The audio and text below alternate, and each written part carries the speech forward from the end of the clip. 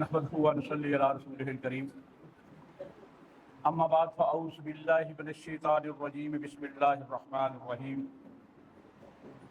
فبما رحمة من الله لنت لهم ولو كنت فظا غليظ القلب لانفضوا من حولك فاعف عنهم واستغفر لهم وشاور لهم في الامر فإذا عزمت فتوكل على الله إن الله يحب المتوكلين صدق الله العظيم رب اشرح لي صدري ويسر لي أمري واحلل عقدة من لساني يفقهوا قولي إن الله وملائكته يصلون على النبي يا أيها الذين آمنوا صلوا عليه وسلموا تسليما اللهم صل على محمد وعلى آل محمد كما صليت على إبراهيم وعلى آل إبراهيم إنك حميد مجيد اللهم بارک علی محمد وعلی آل محمد کما بارکت علی ابراہیم وعلی آل ابراہیم انک حمید مجید۔ سب تعریفیں اللہ رب العزت کے لیے جو ہم سب کا خالق ہے، مالک ہے، منعم ہے، اور کروڑوں درود سلام آپ صلی اللہ علیہ وسلم کی ذات مبارکہ پر جو خاتم الانبیاء رحمت للعالمین ہیں۔ اس کائنات کے سارے درخت اگر کلمے بن جائیں اور سارے سمندر اور دریا سیاہی بن جائے تو میرے رب کی اور رب کے محبوب صلی اللہ علیہ وسلم کی تعریف نہیں لکھی جا سکتی۔ میں نے آپ کے سامنے سورہ آل عمران کی 159 نمبر آیت تلاوت کرنے کا شرف حاصل کیا ہے۔ ترجمہ ہے کہ اے پیغمبر صلی اللہ علیہ وسلم، یہ اللہ کی بڑی رحمت ہے کہ تم ان لوگوں کے لیے بڑے نرم مزاج ہو، اپنے صحابہ کے لیے، وگرنہ اگر تم تند خو ہوتے اور سنگ دل ہوتے یہ سب تمہارے گدوں پہ سے چھٹ جاتے، یہ تمہارے قریب نہ رہتے۔ تو ان کے قصور معاف کرو اور اللہ کے سے ان کے لیے دعائیں مغفرت کرو اور دین کے کام میں ان سے خوب مشورہ کرو، اور پھر جب تمہارا عزم کسی رائے پر مستحکم ہو جائے تو پھر اللہ پر بھروسہ کرو، اور اللہ ایسے ہی اپنے اوپر بھروسہ کرنے والوں کو پسند فرماتے ہیں۔ اس آیت مبارکہ میں اللہ تبارک تعالیٰ نے آپ صلی اللہ علیہ وسلم کو جو ارشاد فرمایا کہ اے میرے محبوب، اگر آپ نرم مزاج نہ ہوتے، سخت ہوتے، تند خو ہوتے تو یہ سب لوگ تم سے چھٹ جاتے، کوئی تمہارے قریب نہ رہتا۔ پھر یہ کہا گیا کہ تم جو ہے ان کے قصور معاف کر دو، درگزر کر دو، اور اللہ سے بھی ان کے لیے دعائیں مغفرت مانگو، اور دوسرا کہ ان کو اپنے مشوروں میں شامل کرو، اور جب کسی اس پہ عدم قائم ہو جائے مشورے پہ، پھر اللہ پر بھروسہ کرو، اور اللہ اپنے آپ کو جو بھروسہ کرنے والوں کو پسند فرماتا ہے۔ آج جو میرا موضوع ہے، اسلام میں نرمی کی اہمیت۔ دیکھیے، بات یہ ہے کہ اللہ تبارک تعالیٰ نے 1,24,000 پیغمبر مبعوث فرمائے، ان سب سے عرفہ والا آپ سب کی ذات مبارکہ، جن پر اللہ نے اپنا قرآن کا نزول کیا، اور جو بات میرے رب نے آپ سب کی زبان مبارک تک ہم تک پہنچائی ہے، اس سے بہتر بات کوئی قیامت تک ہو نہیں سکتی۔ میں چاہے جتنا بھی عقل مند ہوں، اور دنیا کا کوئی شخص بھی جتنا مرضی عقل مند ہو، اپنے نفس کی بات مانے گا، اپنے علم کی بنیاد پر مانے گا، کسی اور کی بات چاہے وہ جتنا بھی کیوں نہ ہو، وہ اس لیول تک نہیں پہنچ سکتی جو اللہ کے محبوب صلی اللہ علیہ وسلم کی زبان مبارک سے نکلی۔ یہ بات یاد رکھیے۔ اور جہاں آپ صلی اللہ علیہ وسلم کی زندگی میں اللہ نے اپنے محبوب کو اخلاق کی معراج پہ پیدا کیا، اگر ہمیں اس معراج کا ایک ذرہ مل جائے نا تو ہم کامیاب ہو جائیں۔ اور دیکھیے کہ انسان جو ہے بعض لوگ کیا کہتے ہیں، میں بڑا سخت ہوں، میں ایم ایس ہوں یہاں نا، میں کہوں میں نے بڑی سختی کی ہوئی ہے۔ کوئی مل آنے والا کہتا میں نے اپنے کارخانے میں بڑی سختی کا مظاہرہ کرتا ہوں تاکہ پروڈکشن بہتر ہو۔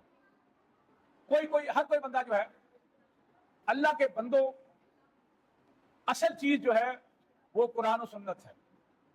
جو چیز ان سے ہم تک پہنچی ہے اس سے بہتر کوئی بات ہو ہی نہیں سکتی. اور دیکھیے اللہ قرآن میں کہتا کہ انسان کو نرم خو ہونا چاہیے، محبت کرنے والا ہونا چاہیے، پیار کرنے والا ہونا چاہیے، چہرے پر ہر وقت مسکراہٹ ہونی چاہیے. دیکھیے پتھر کے بارے میں قرآن کہتا ہے کتنا سخت ہے، اور وہ بھی کئی پتھر ایسے ہیں کہ جن میں سے چشمے پھوٹ جاتے ہیں، اس میں بھی سوراخ ہو جاتا ہے، اور تم ہو کہ تمہارا دل پتھر ہی پتھر رہتا ہے. اور فرمایا قرآن ہی کہتے ہیں کئی پتھر ایسے ہیں کہ جو اللہ کے خوف سے لڑک جاتے ہیں. اور کہا گیا کہ جب اللہ کا ذکر آئے، جو اللہ کے بندے ہیں ان کا دل لرز جاتے ہیں، کانپ جاتے ہیں. کبھی میرا اور آپ کا دل بھی کانپا ہے؟ کیوں کانپے گا؟ جب مجھے قرآن کا معلوم ہی نہیں ہے کہ میں قرآن میں پڑھ کیا رہا ہوں. میں تو طوطے کی طرح رٹا رٹائے جملے بول رہا ہوں، مجھے یہ بھی نہیں معلوم کہ اس میں رب میرا کہہ کیا رہا. جب بات آپ کو سمجھ آئے گی تو آپ اس کی اثر پذیری ہوگی نا، آپ کے دل پہ اثر ہوگا.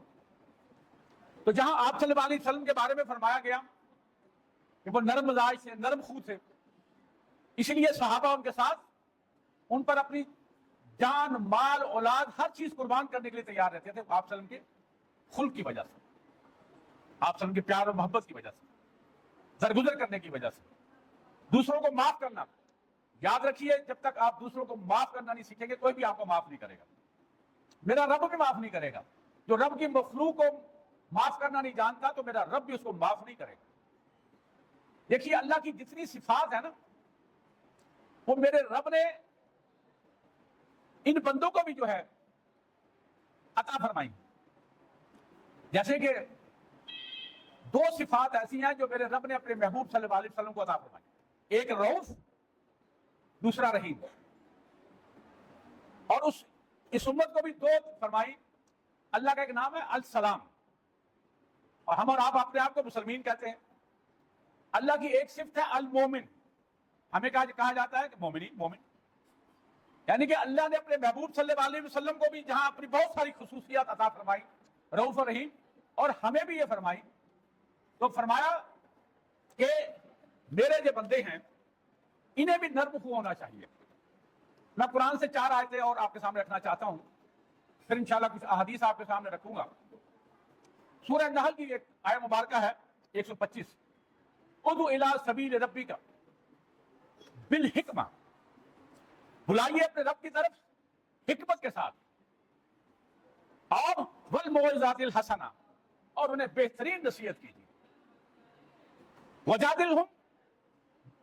وجادلہم باللتی ہی احسن، اور جب کسی سے بحث کرو، مکالمہ کرو تو بڑے ہی آسان انداز میں کرو. ان ربک هو اعلم بمن ضل عن سبیلہ وهو اعلم بالمہتدین. میرا رب تو ہر چیز کو جانتا ہے، اسے بھی جانتا ہے جو راہ راست سے ہٹا ہوا بھٹکا ہوا ہے، اور اسے بھی جانتا ہے جو راہ راست پر بالمہتدین. یعنی کہ حکمت سے بات کرو، بہترین بات کرو. کسی سے بھی بات کرنی ہے تو حکمت کے ساتھ، محبت والی، پیار والی کرو، آسان بات کرو. اور قرآن کہتا ہے قولوا للناس حسنا، وہ یہی بات ہے کہ جب لوگوں سے بات کرو تو حسن والی بات کرو، پیار والی بات کرو، لٹ نہ مارو. اور خاص طور پہ کیونکہ آپ صلی اللہ علیہ وسلم داعی اعظم ہیں، اور اب قیامت تک کوئی نبی نہیں آنا، یہی قرآن، یہی شریعت. اب ہر مسلمان مرد عورت پر یہ فرض ہے کہ وہ قرآن کو پڑھے، سمجھے، عمل کرے، دوسرے تک پہنچائے.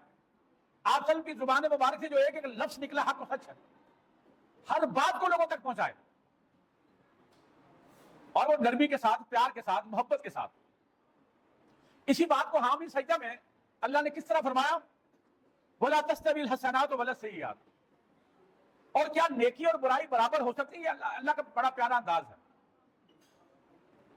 کہیں فرمایا کہ اندھیرا اجالا برابر ہو سکتے ہیں، کہیں کہا کہ علم اور جہالت برابر ہو سکتی ہے، اور یہاں فرمایا کہ نیکی اور برائی برابر ہو سکتی، یقیناً نہیں ہو سکتی.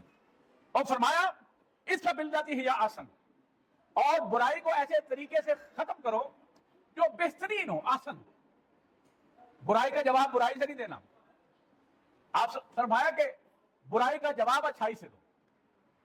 جو تم سے کٹے اس سے جڑو، جو تم پر ظلم کرے اس پر اللہ کی رضا کے لیے معاف کر دو. جو تمہارے ساتھ قطع رحمی کرے اس کے ساتھ صلہ رحمی کرو. یہ ہے جنتیوں کے खवास जो है बेसिकली।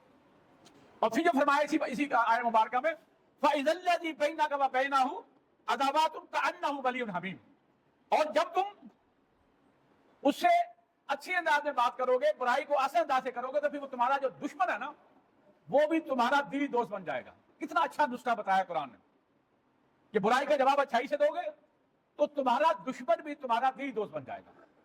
इसी बात को सूरह फतह में फरमाया 29 नंबर आयत में, मोहम्मद रसूलुल्लाह सल्लल्लाहु अलैहि वसल्लम वल्लज़ीना मअहु अशिद्दउ अलल कुफ़्फ़ार रहमाउ बैनहुम तराहुम रुक्कान सुज्जदन यब्तगूना फ़ज़लन मिनल्लाहि व रिज़वाना सीमाहुम फ़ी वजूहिहिम मिन असर सुजूद ज़ालिका मसलहुम फ़ित तौरात मसलहुम फ़िल इंजील। कुरान कहता है कि मोहम्मद सल्लल्लाहु अलैहि वसल्लम अल्लाह के रसूल हैं और जो इनके साथी हैं वो दुश्मन पर तो बड़े सख्त हैं लेकिन आपस में बड़े रहमदिल हैं। और तुम उन्हें रुकू में देखोगे, सुजूद में देखोगे, अल्लाह का फजल और रजा तलाश करते हुए, और उनके चेहरों में सुजूद के निशानात देखोगे। और ये मौजूद है और साफ तौरात में भी मौजूद है और इंजील में भी मौजूद है। आखिर का जिक्र खैर हर सहीफे हर किताब में मौजूद है, यहां तक कि हिंदू की किताब में भी मौजूद है कि जो आखिर के साथी हैं उनकी खुसूसियत बताई गई हैं। इसी बात को शाह अब्दुल कादिर जिलानी रहमतुल्लाह ने इसकी जो तफसीर बताई है वो ये है कि मोहम्मद रसूलुल्लाह मोहम्मद सल्लल्लाहु अलैहि रसूल हैं वल्लज़ीना मअहु से मुराद हज़रत अबू बकर सिद्दीक़ रज़ियल्लाहु ताला अन्हु, जो हर वक्त साथ रहे, बचपन से लेकर अपनी मौत तक। और अशिद्दउ अलल कुफ़्फ़ार, इससे मुराद हज़रत उमर फारूक रज़ियल्लाहु ताला अन्हु। रहमाउ बैनहु, इससे मुराद है उस्मान गनी रज़ियल्लाहु ताला। तराहुम रुक्कन सुज्जदा, इससे मुराद हज़रत अली रज़ियल्लाहु ताला अन्हु। और इसी बात को अल्लाह तबारक ताला ने सूरह ताहा में जब हज़रत मूसा अलैहिस्सलाम और हज़रत हारून अलैहिस्सलाम को फिरौन की जानब भेजा, क्या नसीहत फरमाई कि फिरौन सरकश हो गया है, उससे जाकर बात करो लेकिन नरमी से करो। और हो सकता है कि वो नसीहत पकड़ जाए या खौफ डर जाए, दोनों चीजें हो सकती है ना। तो कुरान ने कहा कि इज़हबा इला फिरऔन इन्नहु तगा फक़ूला लहू क़ौलन लय्यना लअल्लहु यतज़क्करु औ यख़शा। तुम दोनों जाओ, फिरौन की जानिब बड़ा सरकश हो गया है, उससे बात करना मगर नबी के साथ, शायद वो नसीहत पकड़ जाए या खौफ खाए। दाई के लिए जो बड़ा जरूरी है ना बेसिकली, उसके जो औसाफ हैं जो कुरान ने बयान किए हैं और हमने ये सारे महफूज किए आपकी की ज़ात मुबारका से। सबसे पहले है कि दाई को नरम होना चाहिए, नरम दिल होना चाहिए, ताकि वो नरम दिल होगा तो लोग उससे करीब आएंगे, उसकी बात सुनेंगे। इसलिए आप फरमाया कि जो नरमी है ना, ये इंसान में खूबसूरती पैदा करती है। जो सख्ती है ये इंसान में बदसूरती पैदा करती है। मैं चंद इसी बताऊंगा, मैं मुख्तसर आपको बताना चाहता हूं। आप फरमाया कि अगर नरमी की कोई शक्ल होती मखलूक की तरह, तो इससे खूबसूरत चीज को दुनिया में ना होती। अगर शख्सी की कोई शक्ल होती ना मखलूक की तरह, तो इससे बदसूरत कोई चीज ना होती। तो लिहाजा पहली चीज जो है वो नरमी है, फिर है आपके पास इल्म होना चाहिए, फिर यह है कि ये काम जो हम करते हैं अल्लाह की रजा के लिए होना चाहिए। चौथा ये होना चाहिए कि इस रास्ते में जो तकलीफें आए उस पर सब्र करने वाला होना चाहिए। पांचवा ये कि जो बात हम करें अपनी जुबान से उस पर अमल करने वाले हो। पहली चीज नरमी की है। मैं चंद हदीसें रखता हूं, अगर वक्त मिला तो मैं बकिया भी इस पर बात करूंगा इंशाल्लाह। हज़रत अब्दुल्लाह बिन मसूद रज़ियल्लाहु ताला रवायत करते हैं, यह तिरमिज़ी की और मुस्नद अहमद की हदीस है कि अल्लाह के रसूल सल्लल्लाहु अलैहि वसल्लम ने फरमाया, उस शख्स के को जहन्नम से दूर कर दिया गया या वो जहन्नम से बचा लिया गया, उसकी चार खुसूसियतें। नंबर एक, जो लोगों के करीब रहने वाला है, लोगों को तोड़ता नहीं है, उन्हें अपने पास रखता है, उसके करीब रहता है, उनके दुख दर्द में शामिल होता है। दूसरा है कि वो तवाज़ु इख्तियार करने वाला है, वो आजिज़ी इंसानी करने वाला है, اس کی گردن میں سریا نہیں ہے. وہ یہ نہیں سمجھتا کہ میں بڑی شاہ ہوں, میں بڑی ترخم ہوں. میں کہوں کہ میں یہاں کا احمد ہوں, سب مجھے سلام کریں, کیوں کریں؟ جس طرح وہ اللہ کے بندے, میں بھی اللہ کا بندہ ہوں, اور بہترین اللہ کا بندہ ہے جو سلام میں پہل کرتا ہے. اور آپ صلی اللہ علیہ وسلم, آپ کو یاد ہوگا کہ عصر کے بعد صحابہ کا اور نیکیاں کمائے. وہ نیکیاں کیا ہوتی تھیں؟ ہر چھوٹے بڑے کو آپ سلام کرتے تھے. سلام کون کر رہا ہے؟ دو جہان کا بادشاہ. اس سے بڑھ کر اللہ کے بعد کوئی اس کائنات میں نہ ہوگا نہ ہوا ہے, وہ سلام کرتے ہیں. اور ہم چھوٹا سا عہدہ مل جائے تو غرور تکبر ہم میں سما جاتا ہے کہ میں کیوں سلام کروں, میں تو یہاں کا افسر ہوں. نہیں, ایسی نہیں ہے. جتنا اللہ نے آپ کو دیا ہے ظرف, اتنا ہی آپ نے جھکنا ہے, تواضع اختیار کرنی ہے. آپ سمجھا کہ جو تواضع اختیار کرتا ہے اللہ اسے بلند کرتا ہے. یہ اللہ کا اصول ہے بیسیکلی.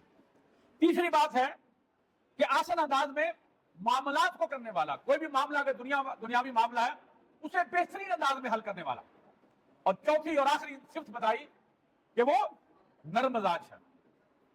یہ چار چیز جس میں ہے, آپ سمجھا کہ اسے جہنم دور کر دی جائے, وہ جہنم کی قریب ہی اللہ تعالیٰ نے لے کے جائے گا. اس میں یہ چار چیزیں ہوں گی. اور سیدہ جریر بن عبداللہ رضی اللہ روایت کرتے ہیں, آپ فرمایا کہ جو شخص نرمی سے محروم ہو گیا وہ ہر قسم کی بھلائی سے محروم ہو گیا. یعنی کہ جو نرمی سے محروم ہے نا, وہ ہر بھلائی سے محروم ہے. کچھ بھی نہیں ہے اس میں. وہ چاہے جتنی مرضی نمازیں پڑھتا ہو, صبح شام قرآن کی تلاوت کرتا ہو, اگر وہ سخت گیر ہے اللہ کو کچھ بھی اس کا قبول نہیں. اسی طرح ایک روایت ہے, ایک شخص آیا کہ یا رسول صلی اللہ علیہ وسلم میری طبیعت میں بڑی سستی ہے. یہ نرمی نہیں ہوتی. آپ نے بتایا کہ غریبوں اور مسکینوں میں بیٹھا کر, یتیموں کے سر پر ہاتھ پھیرا کر تیرا اللہ دل نرم کر دے گا. کتنا اچھا نسخہ ہے یہ. جن کا دل سخت ہے نا, غریبوں اور مسکینوں میں بیٹھو زمین پر, ان کے ساتھ کھانا کھاؤ. امام حسین رضی اللہ تعالیٰ عنہ فرماتے ہیں, ایک دم میں گھوڑے میں جا رہا تھا تو میں کیا دیکھتا ہوں کہ مسکین غریب لوگ سوکھی روٹیاں پانی میں بھگو بھگو کر کھا رہے ہیں. انہیں مجھے دعوت دی تو میں نے فوراً گھوڑے سے چھلانگ ماری. تو میں بیٹھ کے کھانا ان سے روٹی کھانے لگا میں بھی. تو میں نے پھر ان کو سب کو دعوت دی اپنے گھر میں, اور اعلیٰ سے اعلیٰ کھانا انہیں کھلایا. یہ میرے ذہن میں آیا کہ اگر میں نہ ان سے کھا بیٹھا تو یہ کہیں غرور تکبر نہ ہو جائے. یاد رکھیے کہ یہ غرور تکبر ہے نا, قیامت والے دن آپ سے فرمایا کہ اس کا چہرہ تو یہی ہوگا, اس کا دھڑ چونٹی کا ہوگا. اللہ کی رحمت سے وہ دور ہو جائے گا. جو غرور تکبر, اسی لیے غرور اور تکبر کی ایک رائی کے برابر اللہ کو پسند نہیں ہے, شرک اور یہ غرور جو ہے. سیدنا ابو ہریرہ رضی اللہ روایت کرتے ہیں, یہ بخاری کی حدیث ہے, کہ ایک آدمی آپ صلی اللہ علیہ وسلم کے پاس آیا اور کہا کہ یا رسول اللہ مجھے ایسا کو عمل بتا دیجئے. تو آپ سے مانگا کہ غصہ نہ کیا کر. اب وہ پھر باز نہیں آیا, اسے پھر سوال کیا, آپ نے پھر کہا غصہ نہ کیا کر. اس نے 4 دفعہ کیا, آپ نے ہر دفعہ اس کا جواب ایک ہی دیا. اس سے مراد کیا ہے؟ یہ غصہ جو ہے یہ شیطانی وصف ہے. مومن کو غصہ نہیں آنا چاہیے. اس کی ہماری تمام کی تمام مثالیں آپ کی ذات مبارکہ سے. کیا کچھ نہیں کیا, راستے میں کانٹے پھینکے گئے, ہڈیاں میں گند پھینک دیا گیا, اوجری پھینک دی گئی, اور طائف کی وادی میں مار مار کر لہو لہان کیا, بے ہوش ہو گئے, لیکن زبان سے شکوہ نہیں ہوا. معافی درگزر, معافی درگزر. احد کے مقام پر دندان مبارک شہید ہیں, پیشانی مبارک زخمی ہے, خون بہ رہا ہے, گر جاتے ہیں. صحابہ نے یاد ہے ان کی بددعا کر دیجیے.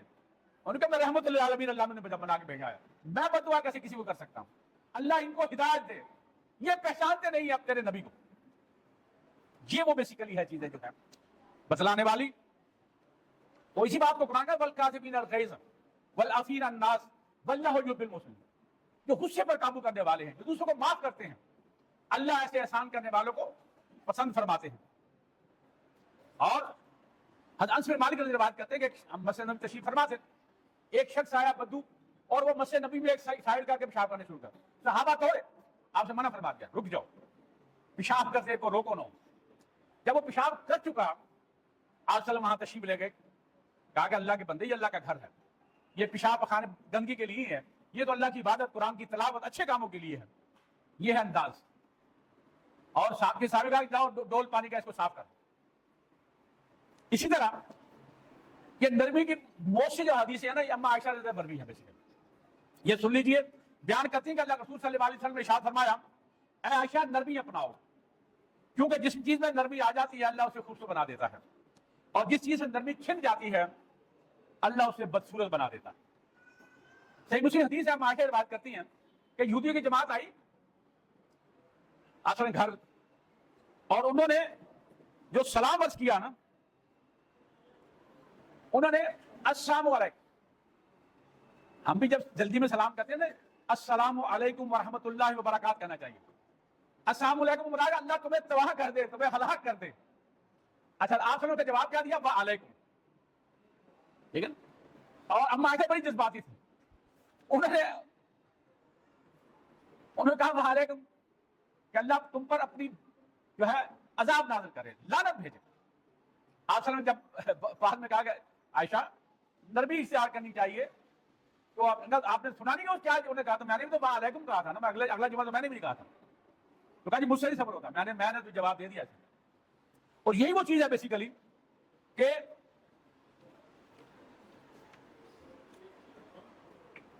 یہ بھی حدیث ہم عائشہ روایت کرتی ہیں. میں نے عرض کیا کہ ساری نرمی والی جو ہے وہ آپ انہی سے بروی ہیں. کیا آپ سے مایا کہ جس کو نرمی نصیب ہو گئی نا، اسے دنیا آخرت کی سب بھلائیاں مل گئی، اور جو اس سے محروم رہا اسے ہر چیز جو ہے سمجھو اللہ نے لے لی، واپس لے لی اس کے لیے. اور یہ حدیث سنیے، یہ بھی ہم عائشہ سے روایت ہے رضی اللہ تعالیٰ عنہ. آپ سے مایا اللہ تعالیٰ جس گھرانے پر خیر کا ارادہ فرماتے ہیں نا، جس گھرانے پر اللہ خیر کا ارادہ فرماتے ہیں، ان میں حقیقت میں آپس میں مہربانی محبت وہ پیدا فرما دیتے ہیں. یہ اللہ کا کرم ہوتا ہے. گھروں میں کیا ہے، ایک طرف مہدر ہے، دوسرا مہدر ہے، ساسری نو نہیں بڑھ رہی، نو ساس نہیں بڑھ رہی. بھائیوں میں آپس میں جو ہے چھوٹی چھوٹی باتوں پہ ناراضگی ہے. وجہ کیا ہے؟ قرآن سے دوری ہے، آپ وسلم کے ارشادات سے دوری ہے. اگر یہ ہم اس کے مطابق زندگی گزار رہے ہوتے، ہمیں قرآن کا علم ہوتا، اس کا ترجمہ تفسیر کے پڑھی ہوتی، تو کبھی بھی ہمارے دل میں سختی نہ ہوتی، ہماری زبان میں نرمی ہوتی. اور ہم عائشہ فرماتی ہے، بھی حدیث ہے صحیح مسلم کی، کہ میں اونٹ پر سوار تھی، اونٹ پر جو تھا وہ منہ زور تھا، تو میں نے ایک چھمک اس کو مارنا چاہی. تو آپ سے فرمایا کہ عائشہ نرمی اختیار کرو، جانوروں کے ساتھ بھی سختی نہیں کرنی. یہ جائے کہ انسانوں کے ساتھ ہم نے جانوروں تو کیا، ہم تو انسانوں کے ساتھ بھی وہی رویہ اختیار کرتے ہیں. تو لہذا اصل جو چیز ہے، دائی کا جو پہلا خصوصیت ہے وہ ہے نرمی، پیار، محبت. اب میں کچھ دوسری جو خصوصیت وہ ہے علم. یاد رکھیے کہ پہلی جو وحی آئی وہ کیا تھی؟ اقرا بسم ربک الذی خلق، خلق الانسان من علق، اقرا ورب الاکرم الذی علم بالقلم علم الانسان ما لم یعلم. یہ پہلی وحی ہے. پہلا لفظ کیا جو اس دنیا اترا؟ پڑھ. پڑھ اپنے رب کے نام سے تمہیں پیدا کیا اور تمہیں ایک لطف جمع خون سے پیدا کیا. پڑھ کہ تیرا رب بڑا ہی کریم ہے، اس نے تمہیں قلم سے علم سکھایا، اور انسان کو وہ علم سکھایا جو وہ نہیں جانتا تھا. سورہ زمر نے فرمایا قل هل يستوي الذين يعلمون والذين لا يعلمون. وہی بات، کیا علم والا اور بغیر علم والا برابر ہو سکتے؟ نہیں ہو سکتے. اسی طرح قرآن نے فرمایا کہ الرحمن علم القرآن خلق الانسان علمہ البیان. اللہ جو رحمان ہے، رحیم ہے. اللہ رحمان بھی اور ساتھ ہی فرمایا کہ رحیم. یہ جب دونوں مل جاتے ہیں نا، یہ بہتات کا صیغہ ہے. میرے اور آپ کے کسی کے دماغ میں نہیں آتا کہ اللہ کا کتنا جو ہے وہ رحمان اور رحیم ہے. یعنی کہ اللہ کی رحمت کے 100 حصے، ایک حصہ اللہ نے اس کائنات میں دیا ہے، 99 اپنے پاس رکھیں. اب وہ ایک حصہ آپ کے پاس بھی ہے، میرے پاس بھی ہے، جانوں کے پاس بھی ہے، پرندوں کے پاس بھی ہے، جنوں کے پاس بھی ہے، کہ بچے کو ذرا سی چھینک آ جائے تو ماں باپ ساری رات اس کے سرانے بیٹھ جاتے ہیں. یہ ہے وہ رحم کا جذبہ، ایک حصہ جو میرے رب نے اس کائنات میں دیا ہے. تو میرا رب کتنا رحمان ہوگا؟ 70 ماہوں سے، آپ نے سن رکھا ہے نا 70 ماہوں سے. یہ 70 70 نہیں ہے، یہ بھی بہتات کا سیگا ہے. اما ہوا سے لے کر آخری عورت جو اس دنیا میں آنی ہے, ان سب کی محبت اگر اکٹھی کر لی جائے نا, میرے رب کی محبت اس سے کئی گنا بڑھ کر. یاد رکھیے. اور اللہ نے اس قلم کی قسم کھائی, نون والقلم وما یسطرون, قسم ہے قلم کی اور جو اس سے لکھا جاتا ہے. یاد رکھیے کہ اللہ تبارک تعالیٰ کا عرش پانی, یہ کائنات بننے سے کروڑوں سال پہلے, سب سے پہلے بلکہ اس کے بننے سے 50,000 سال پہلے اللہ نے قلم کو پیدا کیا. ابو حرارہ روایت کرتے ہیں. اور اللہ نے قلم کو پیدا کیا. سب سے پہلے جو اس دنیا میں چیز آئی وہ قلم سے پیدا کی. اور قلم کو کہا کہ لکھ. اسے کہ یا اللہ کیا لکھوں؟ اللہ نے فرمایا جو میں مخلوقات پیدا کرنی ہے نا قیامت تک کے لیے, وہ کروڑوں اربوں ہیں, ان سب کی تقدیر لکھ دے. یہ میرا رب ہے, یہ میرا رب ہے جس کا علم ہے. اور ہمیں جو ہے, جو علم ہمیں جو بتایا گیا نا وہ سورہ بنی اسرائیل 85 ہے, وما اوتیتم علم الا قلیلا. اللہ فرماتا ہے کہ ہم نے تمہیں بہت تھوڑا علم دیا ہے. ہم بڑے خود میں پھرتے ہیں نا, ہم بڑے عالم ہیں, بڑی چیز ہے. اللہ کہتا ہے میں نے اتنا سا علم دیا تمہیں, سارا علم میرے پاس ہی ہے. وہ تھوڑا سا علم جس کی بنیاد پر تمام فرشتوں نے آدم علیہ السلام کو اسی علم کی بنا پر سجدہ کیا. یاد ہے آپ کو؟ یہ علم تھا جس کی بنیاد پر فرشتوں نے اور ابلیس نے انکار کیا. میں سجدہ کیونکہ میں آگ سے بنا ہوں, یہ مٹی سے بنا ہے. غرور کیا, تکبر کیا, اللہ نے اسے لعنت زدہ کر دیا قیامت تک کے لیے. اور حضرت عبادہ بن صامت روایت کرتے ہیں, آپ سنایا کہ میں تمہیں ایک بات بتاتا ہوں, میری بات جو بھی سنو اسے دوسروں تک پہنچا دو. ایک آیت بھی ملتی ہے اسے لوگوں تک پہنچا دیا کرو. اور اسی وجہ سے کیونکہ قرآن کہتا ہے کہ کنتم خیر امۃ اخرجت للناس تأمرون بالمعروف وتنهون عن المنکر وتؤمنون باللہ, کہ تم جتنے دنیا میں اس امتیں آئی ہیں سب سے بہتر خیر والی ہو. تم لوگوں کی بھلائی کے لیے بھیجی گئی ہو, تم نیکی کا حکم دیتے ہو, برائی سے منع کرتے ہو, اور اللہ پر ایمان لاتے ہو, ایمان لانے کا حق ہے. اور فرمایا کہ وہ شخص جسے اللہ نے علم عطا کیا ہے اور وہ دوسروں تک نہیں پہنچاتا, وہ ایسے ہی جس نے بہت سارا خزانہ جمع کر لیا اور اس میں سے ایک پیسہ بھی خرچ نہیں کیا. تیسری بات جو ہے میں نے جس طرح کیا تھا, دائی کے لیے نرم خو ہونا چاہیے, صاحب علم ہونا چاہیے. تیسرا ہے کہ جو بھی کام کرے وہ اللہ کی رضا کے لیے ہو, اللہ کو راضی کرنا ہو, بندوں کو راضی نہ کرنا ہو. کیونکہ اسی کو جو ہے نا دکھلاوا, ریاکاری کو شرک اصغر کہا گیا ہے. حضرت محمود بن لبید رضی اللہ عنہ نے فرمایا کہ شرک اصغر سے بچو. تو صحابہ نے کہا یا رسول اللہ شرک اصغر کیا ہے؟ کہا یہ ریاکاری ہے, دکھلاوا ہے. کہ کچھ لوگ بڑی عبادت کریں گے لیکن اللہ کے ہاں وہ ذرا بھی اجر نہ پائیں گے. انہوں نے اللہ کے لیے نہیں کیا ہوگا, وہ لوگوں کے لیے کیا ہوگا. اس کی حدیث جو ہے یہ حدیث قدسی ہے جو حضرت ابو حریرہ رضی اللہ عنہ کرتے ہیں کہ سب سے پہلے 3 لوگوں کو لایا جائے گا, عالم, سخی, شہید. یہ لمبی حدیث ہے, میں ذرا مختصر آپ کے سامنے رکھنا چاہتا ہوں. اللہ عالم کو بلائے گا, اللہ اس کی اپنی نعمتیں کا وہ کہے گا یا اللہ بہت نعمتیں ملی, تو نے علم دیا, میں نے علم سیکھا, لوگوں کو تو پہنچایا. اللہ کا تو جھوٹ بولتا ہے. تو اس نے علم سیکھا اور بڑے بڑے تیرے پوسٹر لگ گئے.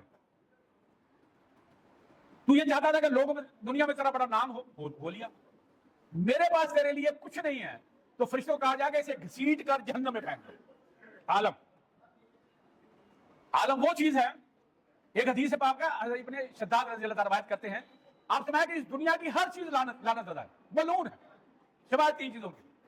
اللہ کا ذکر, عالم یعنی کہ قرآن و سنت کا علم رکھنے والا, اور قرآن و سنت کا طالب علم, باقی ہر چیز ملعون ہے. اور پھر شہید کو بلایا جائے گا, اس کے ساتھ بھی ایسا ہوگا. اللہ نعمتیں یاد کرائے گا, کہے گا یا اللہ میں نے تیرے راستے میں اپنی جان تک قربان کر دیا. اللہ تعالیٰ جھوٹ بولتا ہے. تو اس لیے جانتے ہو کہ بڑا جری, بڑا بہادر آدمی. دنیا میں تجھے بڑے تمغے مل گئے, لوگوں نے بڑی بات کی, بڑا بہادر تھا, تو نے میری رضا کے لیے نہیں کیا. اور فرشتوں کہا جائے اسے گھسیٹ کر جہنم میں پھینک دو. شہید جس کے خون کا ایک قطرہ زمین پہ بعد میں گرتا ہے, اللہ اسے جنت میں پہلے بھیج دیتا ہے. اگر اللہ کے لیے نہیں ہے تو کچھ نہیں ہے. سخی کو بھی ایسے ہوگا, اللہ نے بڑا اسے دیا, مال دیا, غنی کیا اسے, وہ کہے گا یا اللہ میں نے بڑا تیری راہ میں تیری مخلوق پہ خرچ کیا. اللہ کا تو جھوٹ ہوتا ہے, تو نے اس لیے خرچ کیا کہ لوگ کہیں گے بڑا سخی ہے. ہاں تو میری رضا کے لیے نہیں تھا, تو اللہ کہے گا میں اسے گھسیٹ کر جو ہے فرشتے میرے جہنم میں ڈال دیں گے.